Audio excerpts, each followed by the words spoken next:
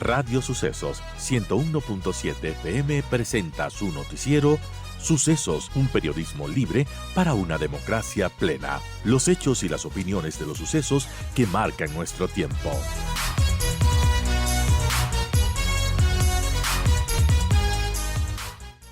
Nosotros continuamos para hablar de lo que pasa en el Ecuador, en el mundo. Y bueno, empezamos con un tema también de coyuntura que se conoció este fin de semana. Y es que, respaldados en la polémica ley de solidaridad nacional, la Cancillería ecuatoriana anunció que desde el 1 de septiembre, desde el día de ayer, el Ecuador exige visa de visitante temporal de transeúnte para viajeros de unos 44 países. Con la ley aprobada por la Asamblea se reformó el artículo 66 de la Ley Orgánica de Movilidad, que tiene por objetivo fortalecer la seguridad del Estado y el control migratorio. Este trámite tiene que realizarse fuera del territorio ecuatoriano a través de la plataforma digital oficial de la Cancillería. Tiene un costo que asciende 50 por el formulario de solicitud, 30 por la emisión de visa. En todo caso, algunos países que están en esta lista, por ejemplo, Venezuela, está China, en fin, son 44 países que tienen esta visa de transeúnte. ¿Qué va a implicar esto? Por ejemplo, en África, Angola, Camerún, Costa de Marfil, Egipto, Etiopía, Gambia, Ghana, Guinea, Guinea-Bissau, Kenia, Libia, Mali, Mauritania, Nigeria. En Asia hasta algunos como Afganistán, Bangladesh, Filipinas, India, Irak, Irán, Myanmar.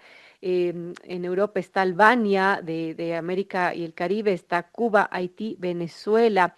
Bueno, ¿qué nos dice esto? Estamos con el embajador Luis Gallegos, quien fue además canciller del Ecuador, y vamos a tratar este tema y también la visita de Marco Rubio.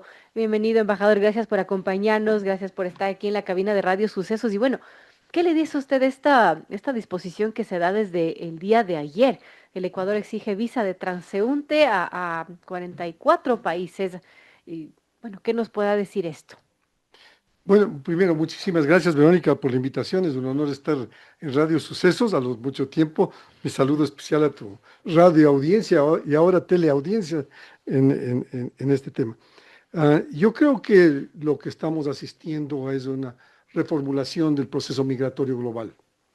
Las exigencias respecto a control migratorio vienen de los polos más importantes de Estados Unidos, que ha empezado una verdadera campaña respecto al tema migratorio, al tema de tránsito, al tema de visas, de turismo, de trabajo, una reformulación americana de lo que normalmente nosotros considerábamos era un acceso mayor. He visto cifras que demuestran que ha habido un deterioro del turismo a los Estados Unidos por estas medidas, significativo en el caso de Canadá, que le aplicaron medidas de aranceles muy específicos y muy grandes. Yo creo que va en la línea de complacer a ciertos actores de que el Ecuador no sea utilizado como vía de tránsito para llegar a Estados Unidos o llegar a otros países.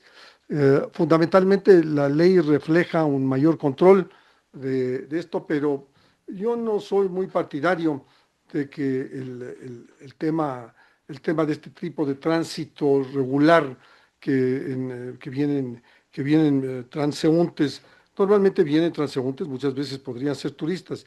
En la lista que tú mencionaste hay algunos países que son objetivos ideológicos también. China, por ejemplo. Claro, nosotros estamos aplicando visas de tránsito a China, visas de turismo a China, visas a China, mientras ellos no nos aplican a nosotros.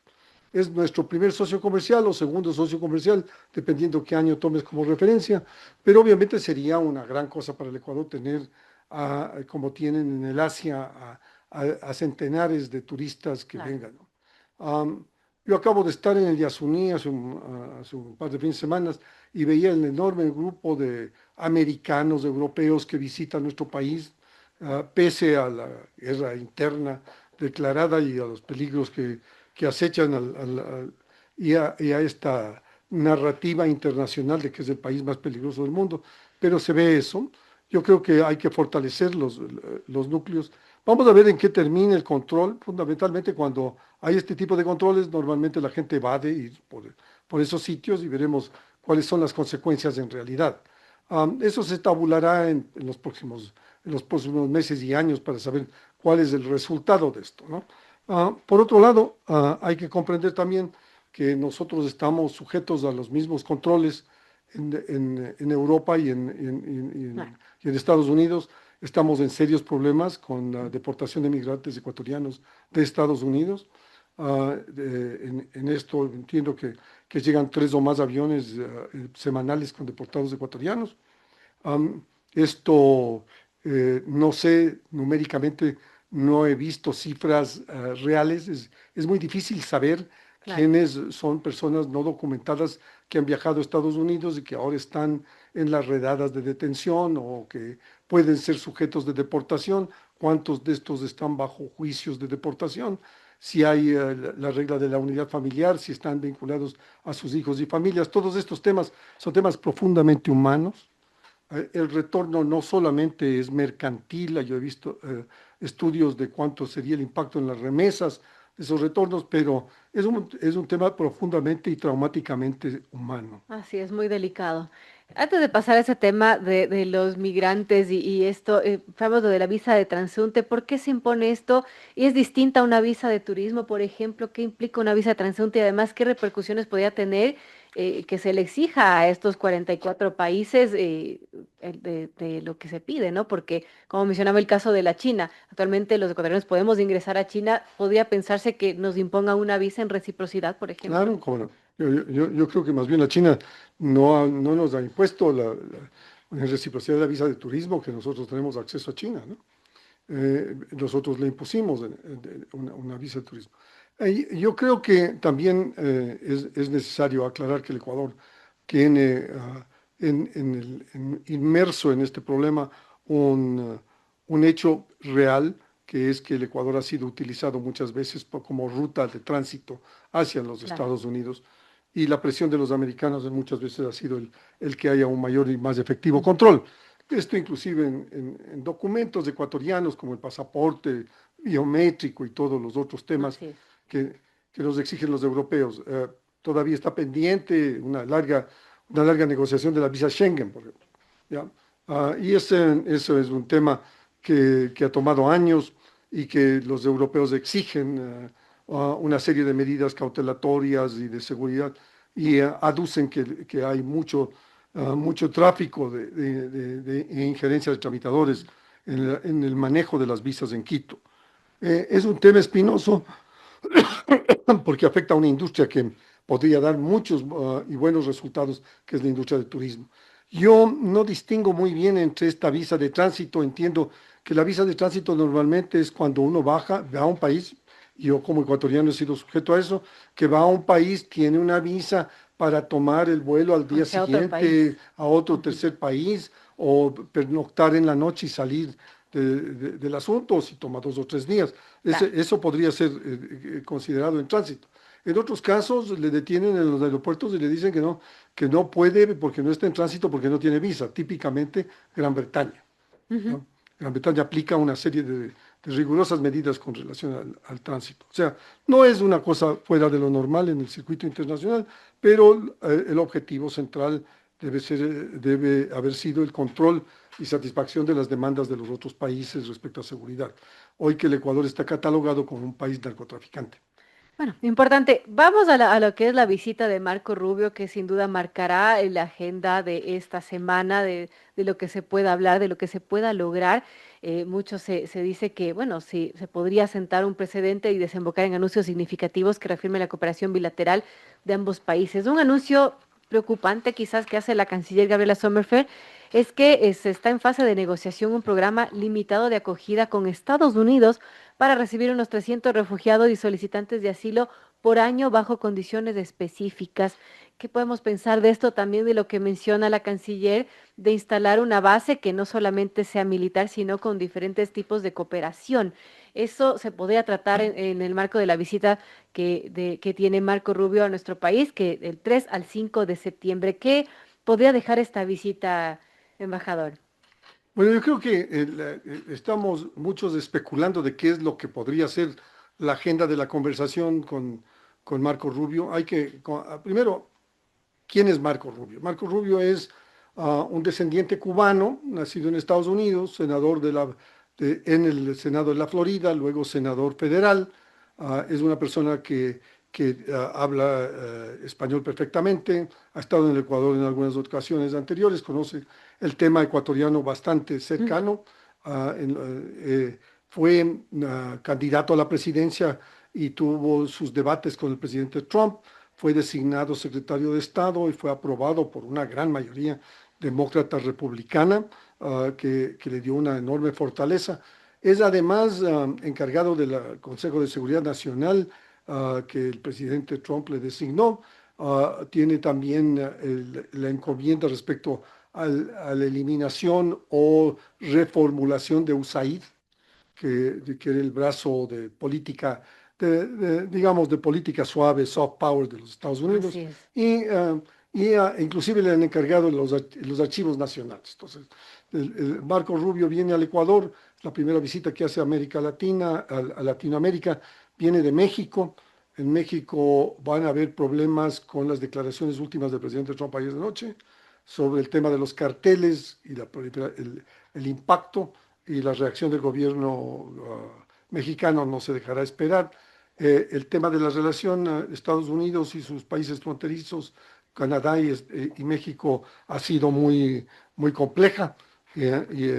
Veamos qué resulta de esa visita, pero Marco Rubio viene acá y a los ecuatorianos nos interesa fundamentalmente tres temas centrales. La seguridad.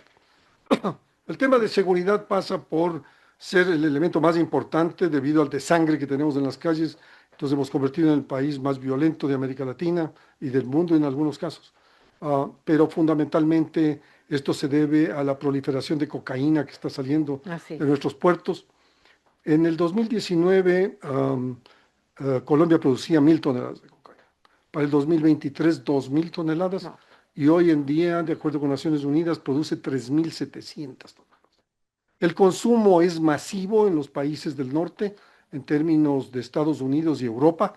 Nosotros hemos resultado ser el mayor proveedor de cocaína en Europa, y esto es lo que está desangrando nuestras calles. O sea, esto no es una guerra interna sin repercusiones internacionales. Yo discrepo de esa definición, porque esto es producto de un problema internacional que tiene que tener una solución internacional. O reducen el consumo, o tienen efectivamente mecanismos para control.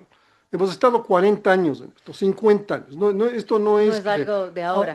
Esto no es que las cárceles y los carteles, el rato que les principiaron a pagar en cocaína, alteraron la fórmula económica fundamentalmente.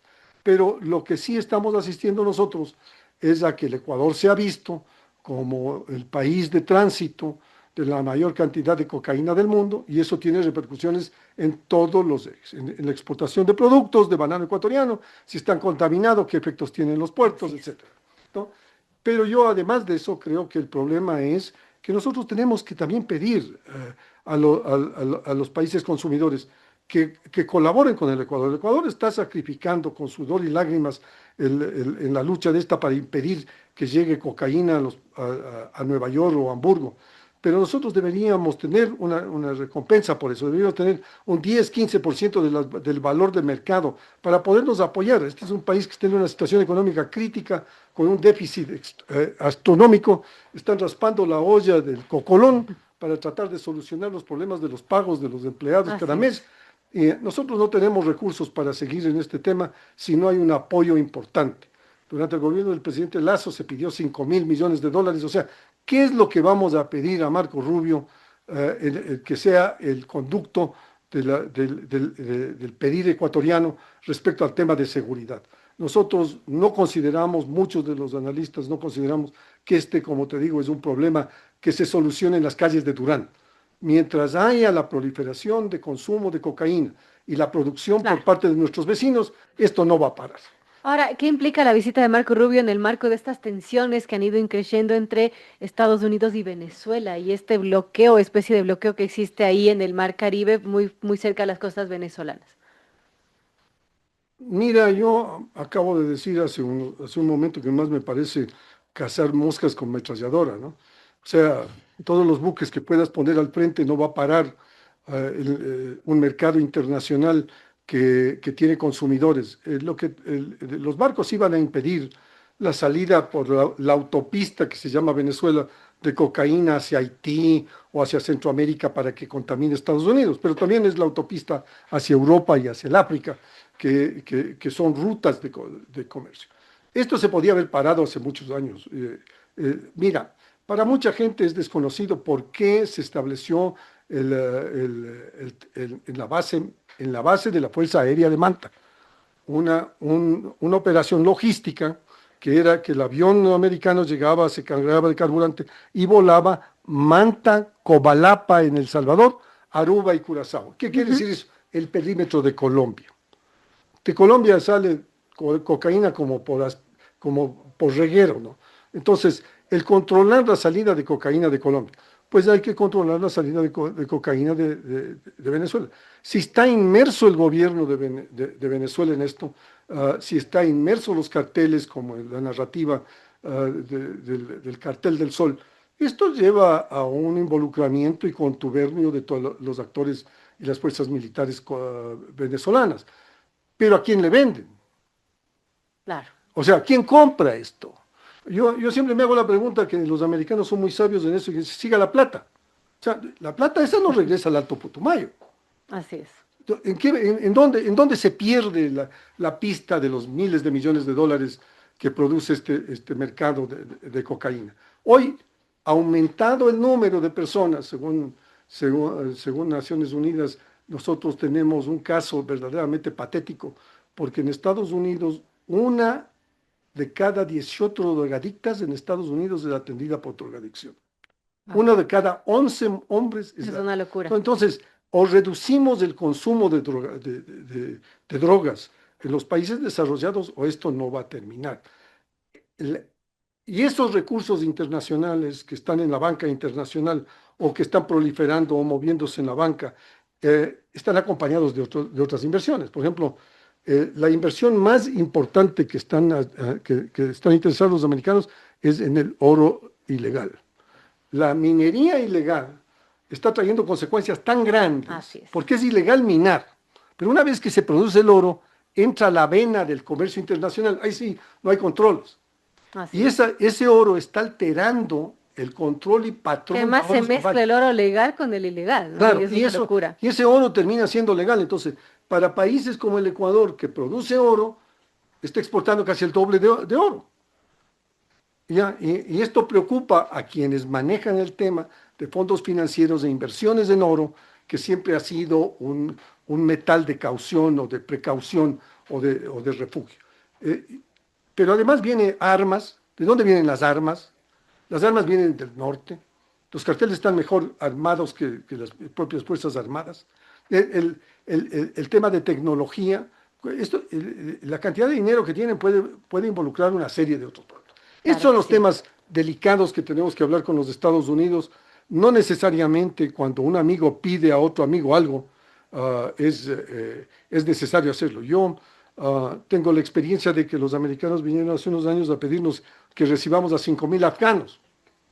Y nosotros cortésmente les dijimos, no tenemos las condiciones. Ahora estamos en esa posición de cortésmente decirles no a algo. No creo que hay que medir muy bien cuáles son las condiciones. Si el Ecuador tiene el control de la situación, si puede aceptar cuál es el refugiado. Yo he trabajado en refugio y derechos humanos durante 30 años. Yo no entiendo la fórmula. O sea, si una persona está huyendo por su vida a un país y ese país le concede el proceso de refugio, ¿ya? Es porque corre peligro de vida. Claro. En El Salvador, en Honduras, en Guatemala, todos los que fueron a Estados Unidos pedían refugio porque estaban huyendo de las mafias, de las bandillas, de las maras allí, sin necesariamente involucrar narcóticos. Pero el hecho de que yo pida refugio en Estados Unidos y me manden a Ruanda, o me manden a Uganda, o me manden a Sudán del Sur, puede hacer que regionalicen esto y sea para África esos países, y sea Panamá, Costa Rica y otros. Puede ser, pero no comprendo muy bien qué hay detrás de esto. Y si son, como dice la canciller, 300 personas por año, no es un número significativo. ¿Van a estar aquí hasta que les concedan el refugio? ¿Qué categoría va a tener? Son preguntas Algunas dudas que quedan, así es. que son válidas y yo creo que la Cancillería y los mecanismos del Ministerio de Interior tendrán que trabajar en ello para afinarlo, ¿no? Es el mismo tema de lo que hablamos de la base. Una base militar es una base militar dependiendo, hay 800 bases militares americanas en el mundo. ¿Bajo qué estatuto? ¿Quién Claro, controla la base? ¿Es un general ecuatoriano o un general americano? así es. ¿Tienen inmunidad los soldados americanos? ¿Tienen inmunidad los soldados ecuatorianos? ¿Cuáles van a ser las condiciones? Son temas, Que además está pendiente de refrendar en la consulta popular esta situación. claro, el que venga a la base, pero la gente cree que la base va a venir a combatir en las calles de Durán. Claro, y Y no podría ser esa es eso. una simpleza, Así ¿no? es. Es una simpleza, porque además el presidente Trump ha ofrecido a la base MAGA, al Make America Great Again, el que no va a comprometer tropas en tierra. Entonces, como que hay una contradicción. Y los Estados Unidos sigue repitiendo que no está interesado en una base militar. Ya tiene la facultad de aviones que salen de Guayaquil en los vuelos de control, tiene 2 cruceros al este de al oeste de Galápagos. Estamos haciendo todo lo que demande el control, pero no somos exitosos en disminuir la violencia como comprueban los números y como comprueba verdaderamente los números de asesinatos en el Ecuador. Todo eso. Qué complejo, bueno, todo eso está por verse en la visita de Marco Rubio. Quiero agradecerle a nuestro invitado, al embajador Luis Gallegos, que además fue canciller del Ecuador. Temas importantes que hemos tratado, esta visa de transeúnte que desde el día de ayer se exige a 44 países de varias zonas de los distintos continentes del mundo, y esta visita de Marco Rubio que, bueno, vamos a tener novedades sin duda en esta semana. Gracias, embajador Luis Gallegos, por acompañarnos en esta mañana. Muchísimas gracias, Verónica. A sus órdenes.